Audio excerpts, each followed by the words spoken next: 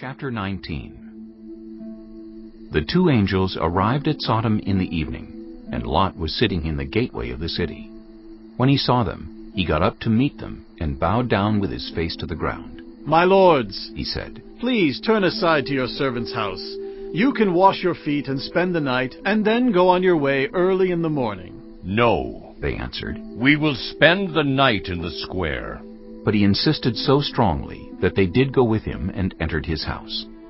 He prepared a meal for them, baking bread without yeast, and they ate. Before they had gone to bed, all the men from every part of the city of Sodom, both young and old, surrounded the house. They called to Lot, "Where are the men who came to you tonight? Bring them out to us so that we can have sex with them." Lot went outside to meet them and shut the door behind him and said, "No, my friends, don't do this wicked thing. Look, I have 2 daughters who have never slept with a man. Let me bring them out to you, and you can do what you like with them. But don't do anything to these men, for they have come under the protection of my roof." "Get out of our way," they replied. "This fellow came here as a foreigner, and now he wants to play the judge. We'll treat you worse than them." They kept bringing pressure on Lot and moved forward to break down the door. But the men inside reached out and pulled Lot back into the house and shut the door. Then they struck the men who were at the door of the house, young and old, with blindness, so that they could not find the door. The 2 men said to Lot, "Do you have anyone else here, sons-in-law, sons or daughters, or anyone else in the city who belongs to you? Get them out of here, because we are going to destroy this place. The outcry to the Lord against its people is so great that he has sent us to destroy it." So Lot went out and spoke to his sons-in-law, who were pledged to marry his daughters. He said, "Hurry and get out of this place, because the Lord is about to destroy the city." But his sons-in-law thought he was joking. With the coming of dawn, the angels urged Lot, saying, "Hurry, take your wife and your 2 daughters who were here, or you will be swept away when the city is punished." When he hesitated, the men grasped his hand and the hands of his wife and of his 2 daughters and led them safely out of the city, for the Lord was merciful to them. As soon as they had brought them out, one of them said, "Flee for your lives. Don't look back, and don't stop anywhere in the plain. Flee to the mountains, or you will be swept away." But Lot said to them, "No, my lords, please. Your servant has found favor in your eyes, and you have shown great kindness to me in sparing my life. But I can't flee to the mountains. This disaster will overtake me, and I'll die. Look, here is a town near enough to run to, and it is small. Let me flee to it. It is very small, isn't it? Then my life will be spared." He said to him, "Very well, I will grant this request too. I will not overthrow the town you speak of, but flee there quickly, because I cannot do anything until you reach it." That is why the town was called Zoar. By the time Lot reached Zoar, the sun had risen over the land. Then the Lord rained down burning sulfur on Sodom and Gomorrah, from the Lord out of the heavens. Thus he overthrew those cities and the entire plain, destroying all those living in the cities, and also the vegetation in the land. But Lot's wife looked back, and she became a pillar of salt. Early the next morning, Abraham got up and returned to the place where he had stood before the Lord. He looked down toward Sodom and Gomorrah, toward all the land of the plain, and he saw dense smoke rising from the land, like smoke from a furnace. So when God destroyed the cities of the plain, he remembered Abraham, and he brought Lot out of the catastrophe that overthrew the cities where Lot had lived.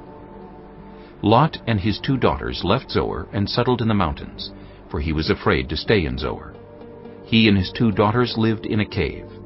One day the older daughter said to the younger, "Our father is old, and there is no man around here to give us children, as is the custom all over the earth. Let's get our father to drink wine, and then sleep with him, and preserve our family line through our father." That night they got their father to drink wine, and the older daughter went in and slept with him. He was not aware of it when she lay down or when she got up. The next day the older daughter said to the younger, "Last night I slept with my father. Let's get him to drink wine again tonight, and you go in and sleep with him so we can preserve our family line through our father." So they got their father to drink wine that night also, and the younger daughter went in and slept with him. Again he was not aware of it when she lay down or when she got up. So both of Lot's daughters became pregnant by their father. The older daughter had a son, and she named him Moab. He is the father of the Moabites of today. The younger daughter also had a son, and she named him Ben-Ammi. He is the father of the Ammonites of today. Chapter 20. Now Abraham moved on from there into the region of the Negev, and lived between Kadesh and Shur. For a while he stayed in Gerar, and there Abraham said of his wife Sarah, "She is my sister." Then Abimelek, king of Gerar, sent for Sarah and took her. But God came to Abimelek in a dream one night and said to him, "You are as good as dead, because of the woman you have taken. She is a married woman."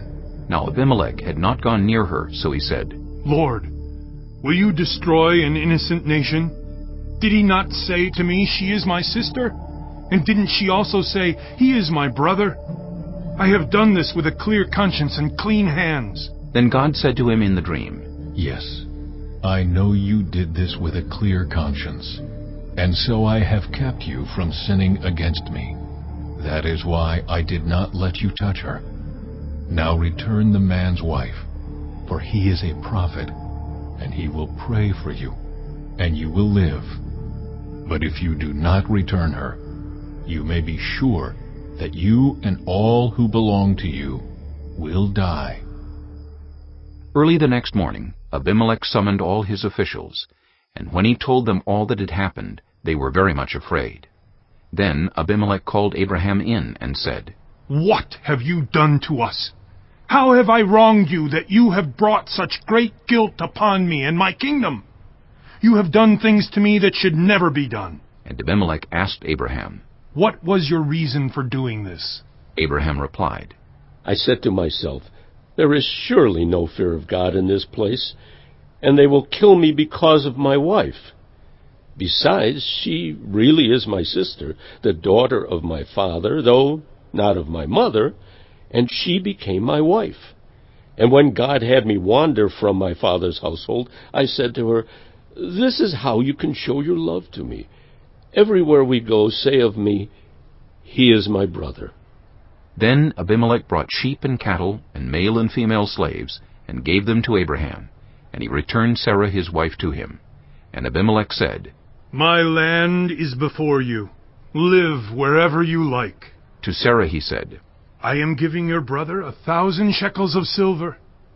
This is to cover the offense against you before all who are with you. You are completely vindicated." Then Abraham prayed to God, and God healed Abimelek, his wife, and his female slaves, so they could have children again. For the Lord had kept all the women in Abimelek's household from conceiving because of Abraham's wife Sarah.